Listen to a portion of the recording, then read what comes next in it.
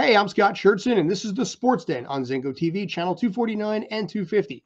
Kindly make sure to download the Zingo TV app on the app stores of iOS and Android. When you download, make sure to rate and leave a comment. Both apps are free. And one more thing, Zingo TV is also available on Google Chromecast, Amazon Fire TV sticks, Roku sticks, and all smart TVs 2016 and forward. And without further ado, let's roll.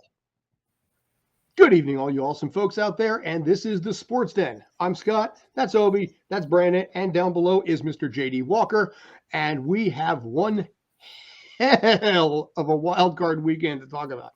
Arguably one of the best I think we have ever seen, when it comes to a single weekend of football, to say nothing of whatever may happen with the Bucs and the Cowboys, because that's going to be phenomenal in its own right. But we had 5 games in there, and 4 of them were pretty much all go. And personally, as a Giants fan, I don't think my heart can take us on a game like that.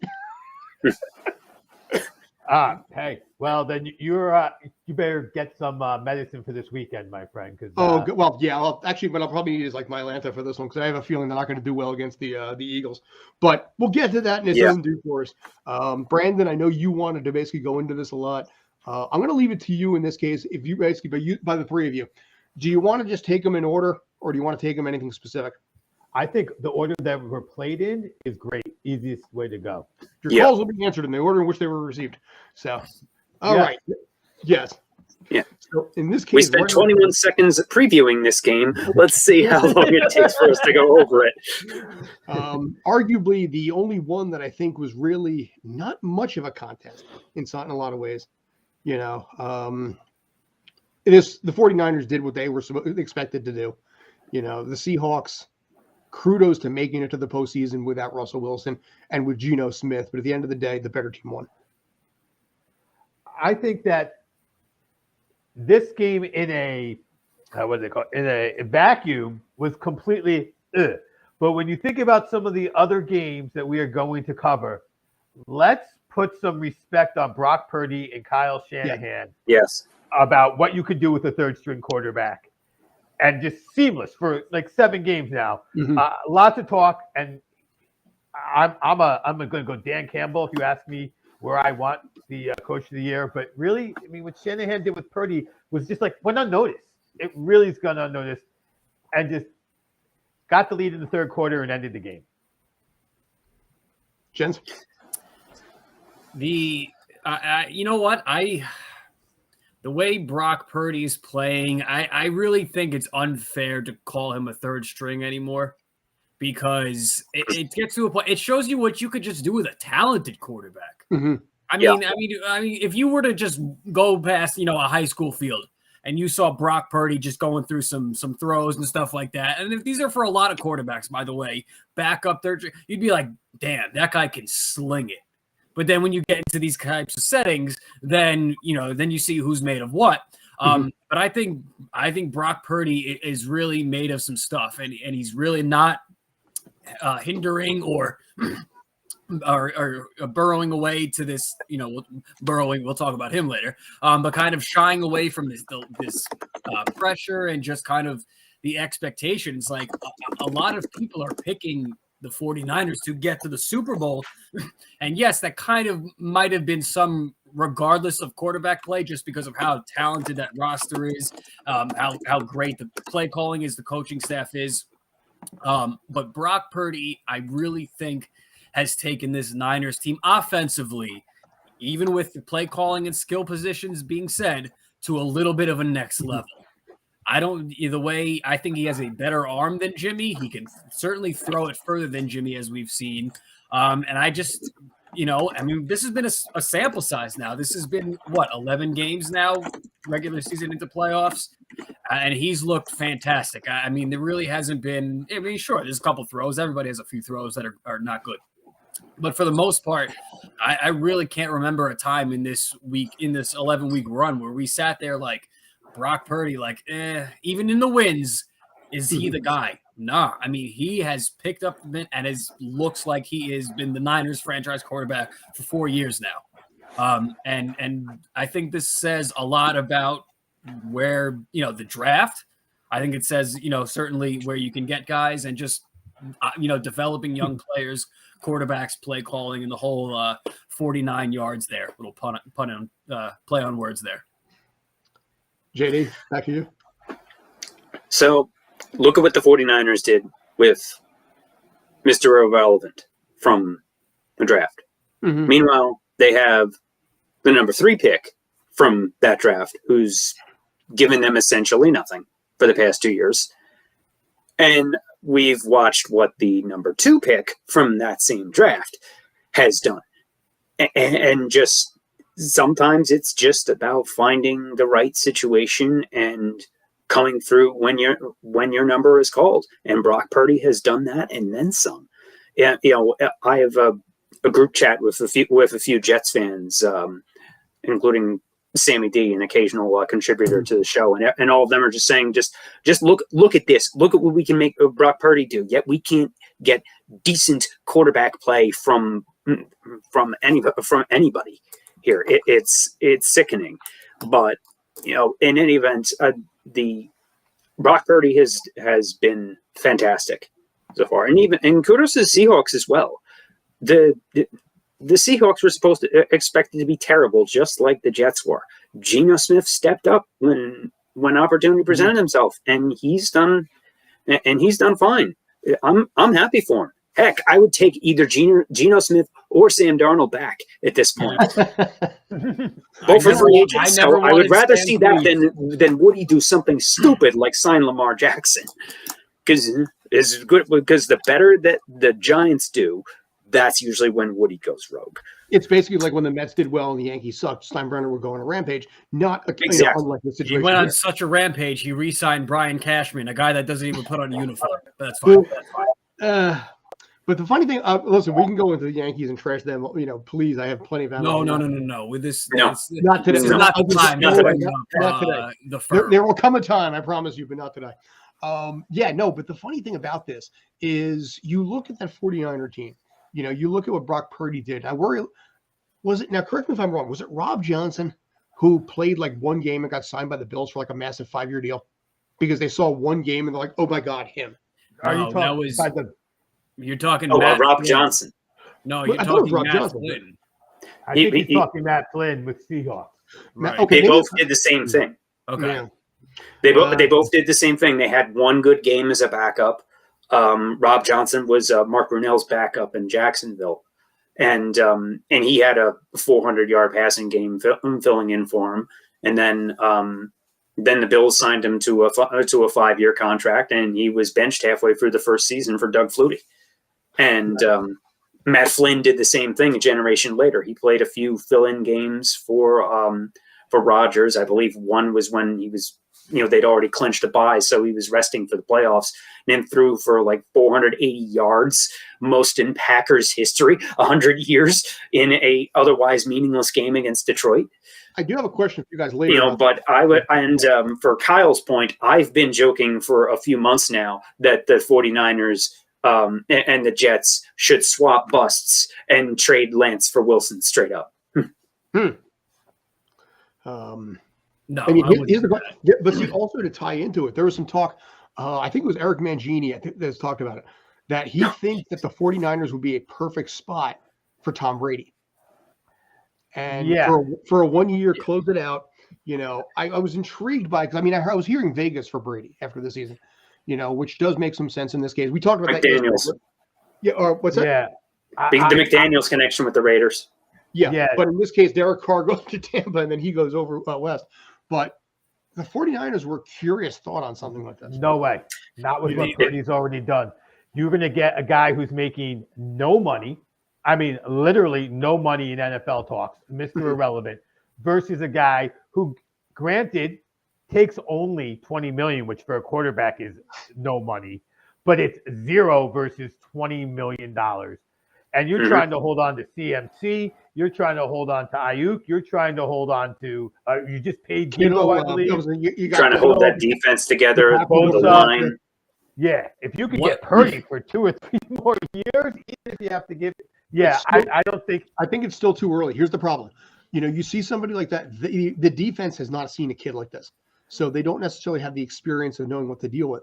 Once they watch the footage, there's going to be a different Brock Purdy that he's going to deal with because of the fact that they will have footage on him. Oh, they have the NFL coaches have the required 4 NFL games. I think. Yeah, I but think this is where Right. I disagree. There's an with off season to Brandon adjust, though. Makes a in difference. Calling him a third string quarterback now, I agree with Brandon. We're past that. He's proved he's not.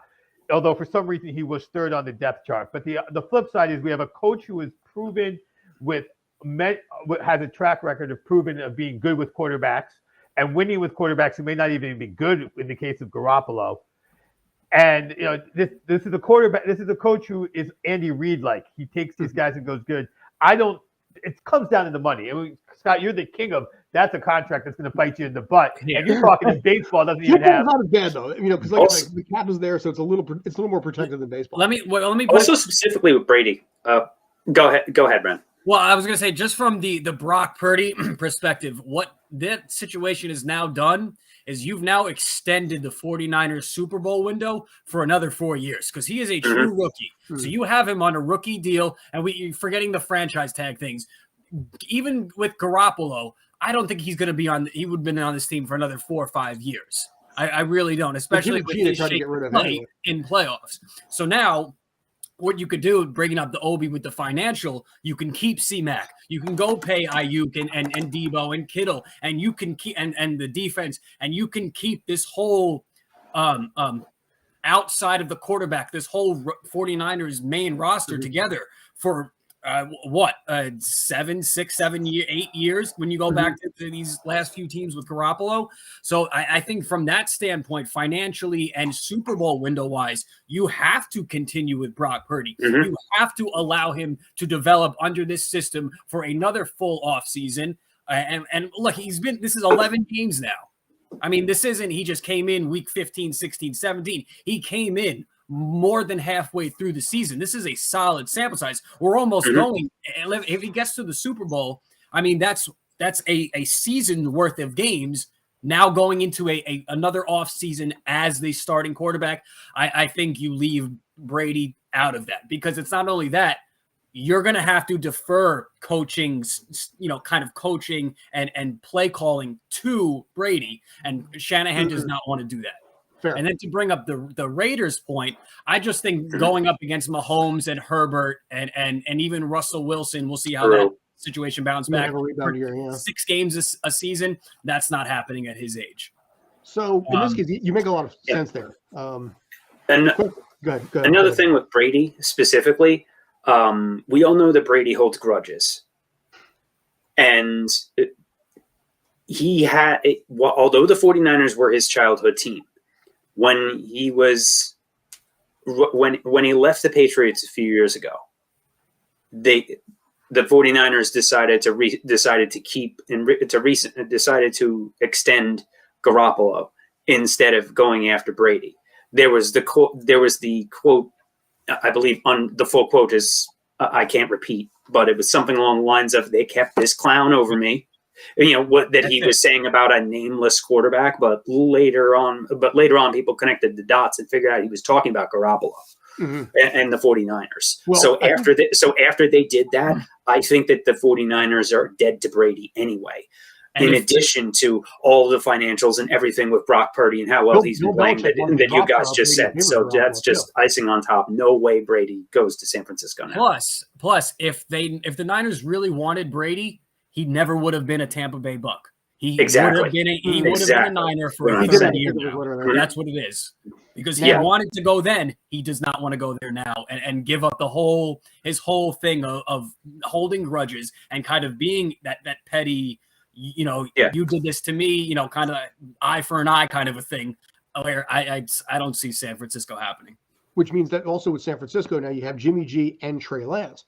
So you have some options there to try and dump it. They tried to jump Jimmy G in the offseason anyway. Tried damn hard too, and then suddenly had to rely on him to get into the playoffs. But you suddenly have a Trey Lance who may be available. Let's throw Carolina. Or cheap backup. Keep Lance, and he's your cheap backup. I mean, I don't know. Does possibly down in Houston? That's a possibility as well. Carolina, we always throw that one into the mix. Atlanta possibly. Yeah. Let's talk about the games we just saw and not the places that Tom Brady's Right. going to land. We can talk about Brady later. We're going to get to the Monday Nighter. Yes. Okay. So we are in this case going to actually hang on a sec. There we go. No, I don't want that one, do I? I want that one. I Right? don't want to look at Cole Oh, Beasley. there you go. Yeah, Who sorry. basically Sorry about that. Tom Brady'd his retirement so he can come try and get another ring. Hell with Cole Beasley. Yeah, had the wrong one there. So, but Well, yeah, this is arguably one of the all-time biggest comebacks or chokes you can ever think of. Never a doubt. Okay, I doubted. Saturday is a family day, a lot of it, and so I had to miss the beginning of this game. Was working with my wife and children on planning a trip somewhere, Aw. and I looked at my phone and saw 27-0 with like a minute or Yeah, 30 you're seconds right. left at the first half. So I went to bed Mhm. on the game enough, and I did not wake up the next morning. As a matter of fact, the first post I saw on social media, I thought was a sarcastic post. And then I started, wait, no, this is real. Yeah. They came back. So that's my take on the game. I missed it. That was the only game I had a similar experience. Last week we predicted all 6 games. That was the only one. I was the only one to actually pick the Chargers to win that game. And by all accounts, I would have looked like a genius compared to the 4 of you, 5 of you, include James, that actually went the opposite way and picked Jacksonville. I thought I was so smart. That first half, I'm like, I'm a genius. I'm the only one that's got it. I'm going to go 5-0, and all you bastards are going to have to kneel before me. And then fast forward an hour and a half, and Bert. I had the same thoughts during the Baltimore-Cincinnati game last night. We'll get to it. We'll get to that in due time. But oh my God! I mean, you look at this. It's weird when that one touchdown happened, right when Trevor Lawrence had that touchdown right before halftime. You felt some. I don't know about you, but I felt something in there that was kind of like, this is the spark the team needs to start fresh in the second half, to show that you can do it. It's that 1 second round Rocky smacks, Ivan Drago in the face. It's a cut. It's a bad cut. That kind of a thing. That touchdown to me was that left hook by Rocky against Drago in that moment. And that's what started the comeback that this team had. And little by little, that team just chipped away, came back. And then I'm looking at this and thinking to myself, yeah, it's 10 now. They're up by 10 now. I don't feel as confident anymore. And then I'm sitting there hoping that Jacksonville misses that field goal, and forget that. I had a similar experience to Obi, where I checked the score and it saw 27-7. And I said, "Yep, the heck." I said, "Nope, not even going to bother." And then then the next morning I saw that they came back and won. So I didn't really bother to watch much of either of them because it looked like it was going to be 2 duds on Saturday. So I didn't really watch either game.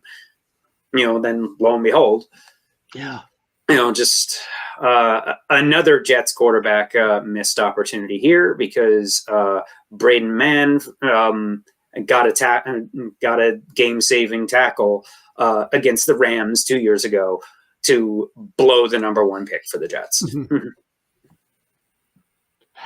Brandon? All right. So I did. I'm the only one I see that stayed up to watch this game. I did finish the game though. I did. Okay. All right. So we're the 2 of us here. I do have. I did have some shekels on the game, but nevertheless, I really thought that once they scored the first touchdown, Jacksonville, because at some, whether it be they were gonna do something. I just thought with the way Jacksonville had come into the playoffs and with Doug Peterson, I really had confidence that they would be able to percolate something. So once they scored that first touchdown, I'm like, here we go. Mm-hmm. And I really do. This is honest to God. I have no reason to lie on this show. Nothing gets me. I get nothing from it. But my boss at work is a diehard Chargers fan. Ooh. And we were working Saturday, and he left. I didn't think there were any left. I looked at him, and this was Saturday, so we're about 20 minutes before kickoff, and I said, the Jaguars are going to win 33-32 on a game-winning field goal. Whoa. And so we're texting him throughout the game, and it's starting. And we're about halfway through the fourth quarter, and it's that situation is starting to come. And I'm like, pretty much my situation, what I told you was pretty much on point to happen. He was like, except for this, he was like, yeah, pretty much. And go, what were you going to say? No, I was going to say, no, finish your thought first. I just have a question. And going back to the first Jaguars touchdown, setting in, here we go. It just felt like the Chargers were falling back to usual Chargers way, from a more kind of analytical assessment here. I thought a lot of their decision making, I'm talking Brandon Staley, decision making in that second half, and a lot of play on the field. There were a lot of moments that easily could have ended this. We can go back to that Kyle Van Noy drop pass that was right in his hands. Yep. But that's just one moment. There were just so many different opportunities, but I just felt like Brandon Staley and the Chargers went away from their total identity. They under Staley, they were an aggressive team on fourth down. They go for it. Both coaches, Peterson and Staley, known to go for it. Mm-hmm. I feel like Staley became very conservative, and in being conservative, I think either panic or just being that way. That's not your identity. That's not how you played and coached football games. So you're not really in your usual element. And I just thought by that point the Jaguars really had just took momentum and really got to the fourth. You were like, okay, they're gonna do this. Like it just felt there was really a vibe in the air. Yeah. It just, you felt like there was nothing the Chargers do that were gonna stop this. Yeah. Now, have you seen your boss since then? No, I will see him tomorrow. Okay, so basically, if you're looking to hire Brandon, because basically he's going to job tomorrow. Yes. Dude, actually, you know what? My prophecy leads termination. I'm. Drop, what? Hey, you know what? I'm probably. You know what? I can file a misfire for that. Dude, wrongful termination. Wrongful termination for being a prophet, predicting the future. Another thing about Brandon Staley is that this fits right in line with Brandon Staley's other worst moment as a coach, the Raiders game at the end of last season where he blew the playoffs by taking the time out. So the Chargers season has ended 2 years in a row on stupid coaching decisions by this guy. That normally means you don't have a job after that. But since it is only year two, he's maybe he'll get a third strike. We shall see. But it's. Go ahead, Obi. I called for Jeff Saturday, who I love, his job on that comeback, and I'm going to do Jeff this Sunday. Now. He's Jeff Sunday. He should be back to Jeff Monday. I'd love to watch him on TV. And the thing with Staley is you lost this game, and there were some coaching questions. And, oh, by the way, like some of the other games we're going to talk about, your best player wasn't on the field. On those other cases, they were hurt from naturally playing in the middle of the season when it mattered. This guy, Michael Williams, isn't on the field because he's playing him in a meaningless football game, a guy who has trouble playing a full season. And do you go for it maybe on that same game? If the same game's exactly the same, are you more confident to be more aggressive on that fourth down with 2.5 or whatever minutes left? Maybe. Now you got that big target, and maybe you go for it. And maybe that's so. And if there's a team that Sean Payton wants to coach, it's going to be this one. You have the best chance of getting Sean Payton. 100%. You have the number one choice in coach if you fire him. I don't think there's another team firing from an on-field standpoint. Yes. Yeah. But because the Saints are keeping Dennis Allen. They've come out and said that. Plus, the way this Chargers team is built defensively, offensively, skill positions is very similar to Drew Brees' teams. He had about 2 or 3 very good to great receivers, 1 or 2 backs that are great in the passing game out of the backfield, and you had a good defense, good linebackers, good corners, a pass rush, and we saw him win a Super Bowl. Brandon Staley, you could be Brandon Gonley after this. I don't know. The only thing that makes me for on the field, yes, absolutely Sean Payton would be a perfect fit for this team. But since Payton is still under contract with the Saints for another 2 years, so any team that wants him to coach would need to compensate the Saints accordingly for them to release him from the contract, whether it be, whether via draft picks, cold hard cash. Will the Spanish, some combination of both, throw in a few random players if you want, basically just like what the Bucks did 20 years ago for John Gruden, and then got them a Super Bowl. So will the Chargers do that? I don't think they will. And this is another team with ownership flux. So I talk a lot on the show about teams that it starts from the top down. Teams with a mess in ownership and management usually are a mess on the field. The Chargers have been a problem with that for years, especially with the whole San Diego to LA thing that basically obliterated their fan base. Brandon's boss might be the only diehard Chargers fan left, because the entirety of San Diego hates them for what the Spanish family did. I got family, and they're not, and they have no footing in LA because everybody likes the Rams, the Lakers, or literally anything else to do aside from watch the Chargers. The Kings. So the Anaheim Ducks. to the Brandon's boss comment and Scott's comment about family out there. I know a few still San Diego, now LA Charger fans. And what they all have in common, the ones who are still fans, is they no longer live in San Diego first. Like, they left San Diego first. So when the Chargers left, they didn't feel betrayed. And I think that's like the few people who are fans.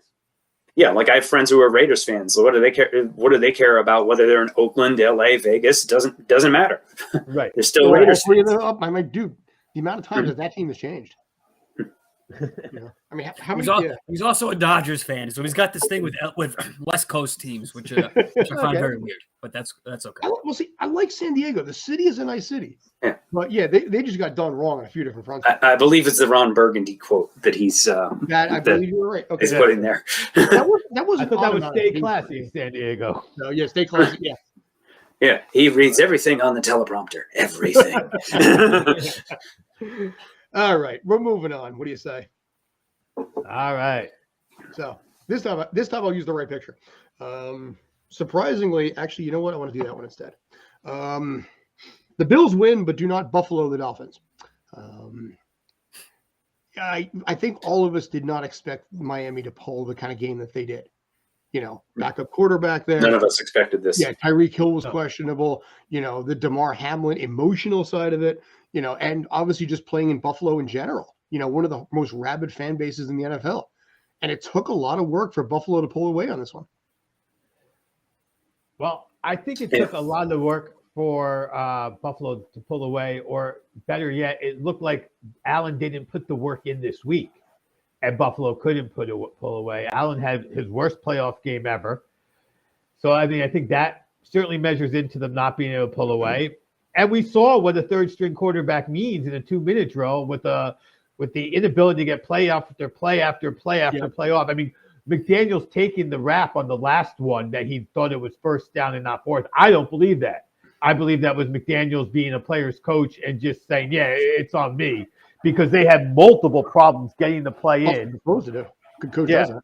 Right. Yeah. No, but there's people indicting him as a coach for not knowing it was fourth down. And I believe he's falling on the sword because for whatever reason, he saved time by calling the plays so they could get in quicker to this young kid, and he's still in trouble getting them off down the stretch. So Buffalo got lucky that it came down to Miami having the ball at the end of the game. I'm not sure if the way Allen was playing, if Allen had the ball, that Miami's defense wouldn't have pulled off a stop either. Like, I didn't think that Miami was going to go get that. I just didn't feel like they had it in it. But had it been reversed, they may have surprised me and stopped Allen. Buffalo, I think a question that I don't know the answer to because I didn't watch enough Buffalo Bill games all season, but somebody is not saying that maybe needs to be looked at because this is horrible stuff is now that we've gotten Hamlin out of the hospital, how much has he missed on the field? Like, I don't know how good of a player he was, so I can't comment on that. But as you're going up against Cincinnati, is Hamlin not going to be there going to be a question and an issue? Again, I don't know how good Is of a he player able he to was. make an appearance stuff, like physically be at the stadium yet? I Like, don't he had know. to box. He was released from the hospital, but I don't think he went to the stadium He was itself home. yesterday. He was home for the game. He was home for the game over the weekend. But I'm talking next week when they're playing against Cincinnati, because if he's up in a box someplace, I mean, that's going to Game over. Yeah, that's what I thought was going to happen this week.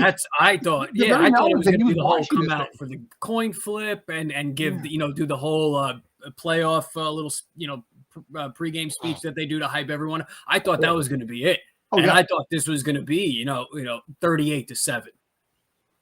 They're saving that for next week. Some garbage points Maybe. at the end, yeah. Maybe. But he was at the practice facility yesterday, Hamlin, Mhm. or the day before on Saturday. Mhm. Okay.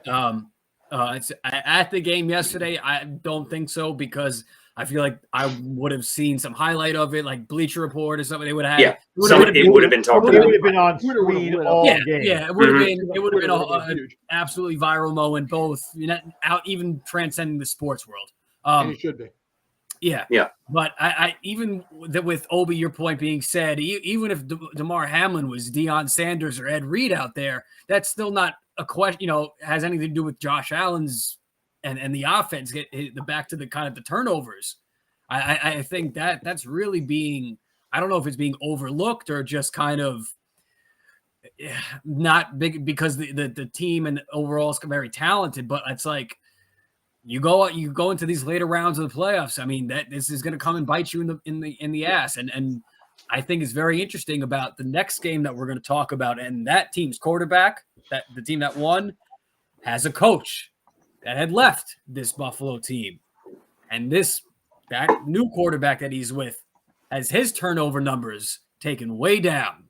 Yes. So we can, I think that really is something to be said, especially now that we are a full season worth of a sample size for that kind of an argument. I think this Buffalo team has a few more problems than they've had in the recent few years. I think going up next week, Cincinnati, Kansas City, regardless, I think Bills are in a little bit of troubled waters here. Interesting. Okay. Yeah. The lack of the Buffalo Giants you're talking about, as you're the New York Bills. Yep. So now the Buffalo Giants. Sure. I'll take. Yeah. I don't care. So on my side, I don't care. So Buffalo's performance, especially Allen's, was concerning for this game. I think that they do snap out of it next week, and with all of the crazy coin flip scenarios and everything, I still am not entirely clear on why the most obvious one of all was not considered, and that would be a Buffalo-Cincinnati playoff game, where the game that literally was deciding the tiebreaker was the one that was suspended. So why does the same logic apply that, we'll put it at neutral site because they might have beaten Kansas City, but that logic does not apply with Buffalo and Cincinnati. But Yeah. I digress. And if they don't play this, emotion might take them over Cincinnati, but Cincinnati is just as motivated. And if Cincinnati quietly believes that they should have the home game, they don't want to complain too loud for obvious reasons, and they don't. And I agree with that. This is either way. Buffalo, I think it's going to be must-see TV. They have a lot of demons to exercise. Mm-hmm. You have this. You have the 13 seconds from last year, 4 losing Super Bowls. You really need Ghostbusters to get rid of all these demons for Buffalo. DeMar Hamlin. There's so much. This team is snake bit, and if they win this, to get the monkey off the back. They do still have that team of destiny, that we talked about last week. It's concerning how Allen played, but I think that this may have been enough of a wake-up call for them to power past the Bengals. All right. So you think that they'll be able to pull this one off? I think so too, personally. Mhm. I think they'll realize the mistakes. They're probably watching the footage today, realizing where they got to shore things up and make mistakes. But we will get to Cincinnati in due course. But we're going to go talk about something else first. How about that? To quote, what was it? No, I forget who it was. Anyway, screw it. I can't remember. It's like, how about that? Bob Uecker? No. Actually, it was in that era. No, it was the guy who did This Week in Baseball. But anyway, hey, Daniel Jones. Scott, take this away. This is all you. Yeah. You go first, Scott. Then we'll Yeah, get into you know what? Have at it. By all means. I'm 47 years old. At this point, having been a fan for now 40 years, and a miserable one for the last 30, ever since like LT and Sims retired, this team has been mostly hit or miss, mostly miss in the 30 years. Occasionally they get in. Once in a blue, they figure out a way to backdoor their asses into a Super Bowl. But this is not a team that typically we've had a lot of faith in for the last 30 years. Watching this game yesterday, I suddenly realized I'm 47 years old because my heart can't take this. My wife literally said, I have never seen you act like this before. Because, usually I'm pretty subdued when it comes to sports. It's like, but the F-bombs that were coming out of me, flipping off the screen, all the stuff that she has talked about being with a Mets fan, which you guys obviously more than understand, she saw with me yesterday when it came to watching the Giants and a back and forth slugfest with the Vikings, that for a while there, I was not sure they were going to win this game. Also a naked gun. Yeah, that's true. The Cinderella, the season has not ended. It has not hit 12 o'clock yet. That's going to be a Big Ben-sized clock next week against the Eagles. But at the same time, they got past the Vikings. If they get trashed by the Eagles next week, I'm actually pretty okay with it because they at least got to the playoffs and beat a team, in this case. If they got killed by Minnesota, to me, this would have been kind of a lost season. But at least Daniel Jones, Saquon, and even the new kids got to finally taste a playoff win for the first time, and a good one. That fourth down where it was fourth down, and I think 8, where it was thrown for about 3 yards. That pass by Kirk Cousins made no sense, late in the game like that. But I saw that, and I saw him in the grasp, and I saw basically every other Giants defender coming down. That was the first time this entire game that I actually felt safe. Where it was no more back and forth, because you look at the quarterback percentages for both, quarterbacks. Kirk Cousins threw one hell of a good game. Nearly every pass was complete. Nearly every single one of them. They more or less contained Jefferson and Dalvin Cook, but he was making the pass. Both teams were making the passes that they needed to. The Giants punted, I think, once. The Vikings, I think, maybe only 2 or 3 times, because it was always just back and forth. I remember Greg Olson and Kevin Burkhardt were talking about, this is a great game to watch. And I'm like, not if you're a fan of one of the goddamn teams. It's not. Oh, dude. But suffice it to say, a win is a win. My lifespan is probably a little bit shortened on this one, but we'll see what happens next week. Anyway, rant over. So it was also a very disciplined game. Not that many flags. It was a very well coached game. Well, there wasn't roughing the passer. Yeah. I think that Brandon, Brandon, we can digest that one. I could just see Brandon's head explode. Right. That was when I asked, is that Brady back there or Cousins? Is that the one? Yeah. But I think to Brandon's point earlier when we were talking to Bills, you have to wonder you have to credit Dable's Jones's improvement to Dable, and then you do have to question Allen's disapproval over the course of the season, not just in the playoffs, but also and this is our most active group chat game, I think, obviously because Scott had a vested interest. But at halftime, they were still blitzing. Wink was blitzing and blitzing and blitzing, and Hawkinson was open. Every time 5 guys went, Hawkinson was open. And I do know that by the end of the game, it was the Giants' least. They only blitzed on 19%, which was their lowest mark for the season. And so Wink saw what I saw, which is I got to get pressure with 4, and they did.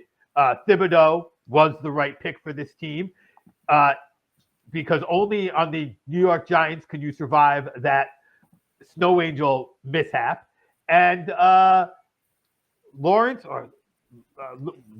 dominated the game. I'm getting the lineman's name wrong, but it was all Wink and that defense took over and kept the game close. And let me tell you, I think I also texted, do you go for 2? Because I do know that the math says in the current overtime system, you go for 2. It's like a 64% chance of winning versus a 50% chance of winning going for 2 with no time left on the clock in a 1-point game. But it's different with the new overtime rule. So I bet you they don't even know what to do. So they probably go for 1 because it's the conservative thing. And I thought that Cousins was taking him down for a touchdown. I believe I picked the Giants in this game. But I'm watching that game, and unlike with the 2 backup quarterbacks we saw during the weekend, this is the one time I'm going, this guy's going to get him down for a touchdown, and we're going to see overtime. Yeah. And he made the worst decision that he made all game because it's okay if you throw short if the guy's open and can use his athleticism to make somebody miss. But he couldn't. And also, I think it's important for Giants fans and everybody who commented when he was picked 6th. He's got to win in the playoffs. I don't believe Mighty Mouse does, and I know Haskins, rest his soul, does not. I thought it was a good pick at 6. I thought the justification was stupid. Oh, somebody else wanted him instead of just manning up going, this is my guy. But I do say now he was a first rounder and he's got a playoff win and a team around him. And we will talk in the offseason.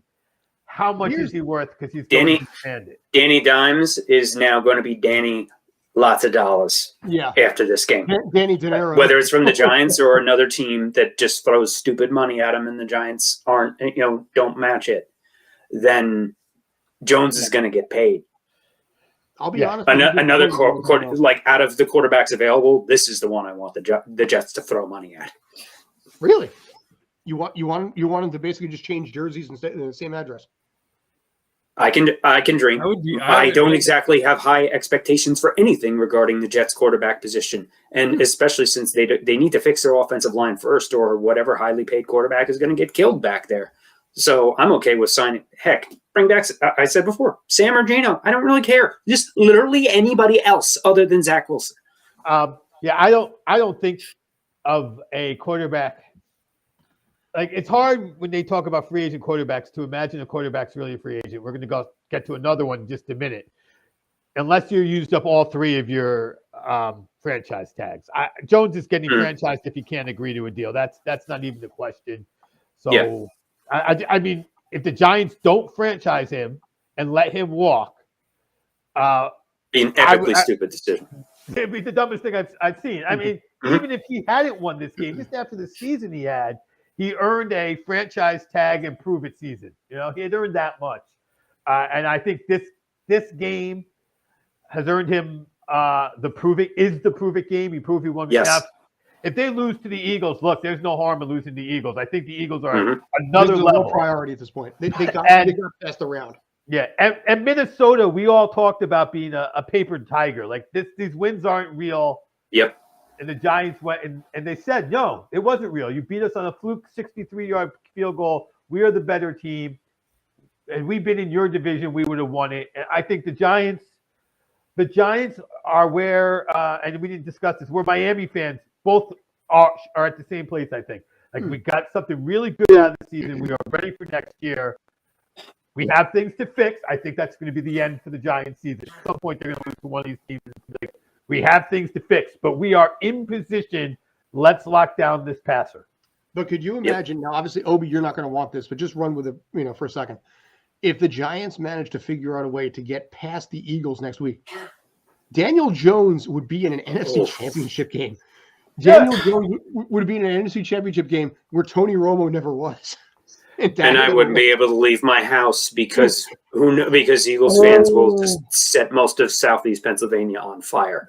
It'll be worse if they win the Super Bowl than if they lose to either the Giants or the Cowboys in this playoff run.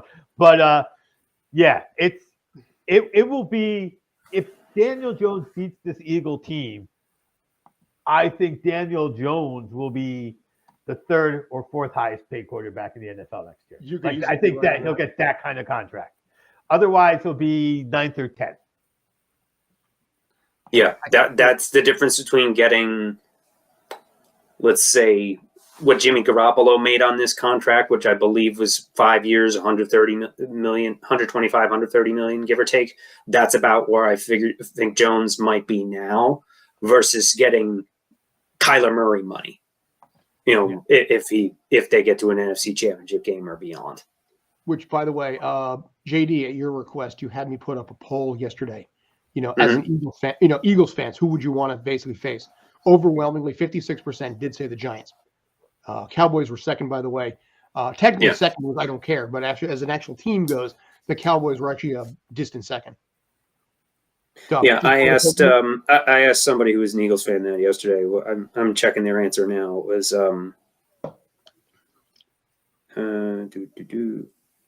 he also said he also said Giants, and he doesn't think that Tampa is beating Dallas. But we'll get to that. But yeah, most of them, Giants fans, they think they can beat the Giants. Yeah, that's why. And they're going to be very confident. And I think that might be a mistake. And this is a game where it could be a blowout, or it could be like the Miami Buffalo game, where it will be closer. I could easily see that where it's closer. That was a garbage game. I feel like there are 3 teams in each conference: the Bills, the Chiefs, and Cincinnati on one side, and then in the NFC, it's a little different. It's the Eagles and the Niners, and then if the Cowboys play well, right? And if the Cowboys play well, and then the Giants were with Minnesota.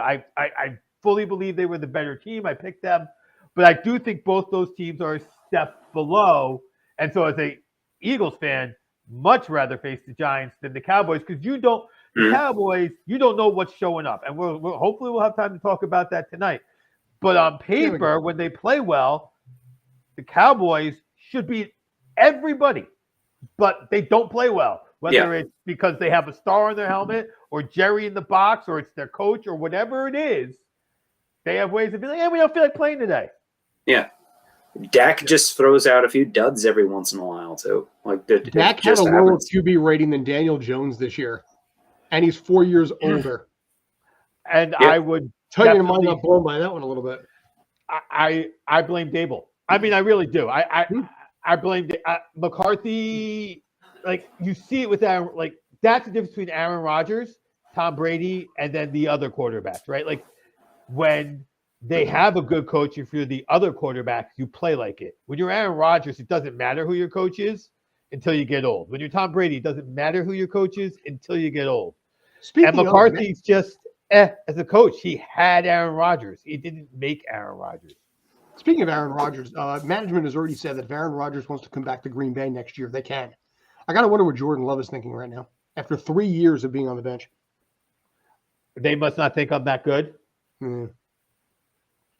Another quarterback I'd be okay with the Jets trading for. Yeah, Aaron Jordan Love, not Rodgers. Yeah, no, I know what you mean. Yeah, because Aaron Rodgers waited 3 years for Favre. So I would go. I hate the Brett Favre narrative with that. I mean, we're going into a little bit of left field here, just because it's the obvious kind of mirror image of Packers to Jets. I just situationally don't think it's close to being similar, but that's a discussion for another episode. That's a very off season. Yeah. Right there. We have something else to discuss in this case here. Basketball. Dude, it looks like a jump shot. It really does. That's why I tried to find a picture like this. That's why the thumbnail for the YouTube channel was literally that, because it looks so much like a rim. Yeah. And that play, I think, was practiced like an end of game situation. You see, like, was very well coached. The defensive players were all in the right position. And before this play, Scott, I felt the same way you did. Like, wow, did I accidentally get this game right? Yeah. And then this happened. Nope, I did not. But this was fantastic. But that comment just with the, I'm going over. But this was That's perfectly executed. This was perfectly executed by the Bengals. So Taylor and the defensive coordinator clearly practiced this play. They were all in the right position to knock the ball out and to pick up the fumble and run it back 99.5 yards. I always love it when interior linemen or linebackers who don't normally have any chance at the ball pick it up and run back for a touchdown, like the James Harrison return in the Super Bowl a few years back. I love seeing those kinds of plays. Yeah, I mean, I just want to say real quick, I agree that it was practice, that the defensive play, simply because they showed Zach Taylor's reaction after that. And maybe I'm crazy, but it seemed like his excitement was a deliberate excitement, like it was an expected outcome, more of like I can't believe it just happened outcome. So for that, I really do think it was practice as well. And but just from the Ravens standpoint, this Huntley, he can play. Yeah, he's Lamar Jackson is done with the Ravens. Official after this game. So to this play, I am surprised because I was watching all day to hear somebody say, all day I'm watching football coverage, to hear somebody say how the coaching staff have been practicing for when guys got over, instead of trying to hit them back, block the ball. But because it looked like not only is it intentional, it's the right strategy and nobody does it. And brilliant. Like you don't need to block the body on that play. Block the ball. Like it looked like you have to create a goal line that doesn't get crossed. Right. And I immediately wrote you guys were like, yeah, oh my goodness, never seen that before. Brilliant coaching, and it hasn't been broadcasted that way. But it just looked, two guys went straight up. They were watching basketball tapes anytime one sport translates to another sport. I find it fascinating, and that's what it looked like. And then on top of that, it gets recovered by your team and goes the other way. He did look good, Huntley. And he looked like the only guy who could run this offense. I think the bigger issue for Lamar is you see what kind of offense he has to run and what happens when he's gone. And I think that's what hurts his stay in the rest of the league more than anything else is, do I want to do that to my team? Dobbins probably should have had the ball then. And for Harbaugh to make that kind of mistake is shocking. He's been a great coach. He's one of the coaches I put up there as a guy who I just think as a coach is going to get it done. I do agree with Dobbins. Why he wasn't getting the ball on that play is crazy. But wow, for Cincinnati. Cincinnati's lost two offensive linemen in that game who are week to week. If they're not there, that Buffalo Bills front, I feel, gets through. So. And that. All right, folks, we'll wrap it up. Thanks as always. I'm Scott. That's JD. That's Obi. That's Brandon. Kyle's in the chat. Also, some of you guys I know. I saw there was other people in there too that were watching Kyle's comments. That works too. That's about it. Tales from the Film Set will be coming up shortly afterwards, and we will be tearing apart Velma for various different reasons. Oh boy. So, dude, I'm not happy about that one, and neither is the rest of my family either. So anyway, catch you later. Stay awesome.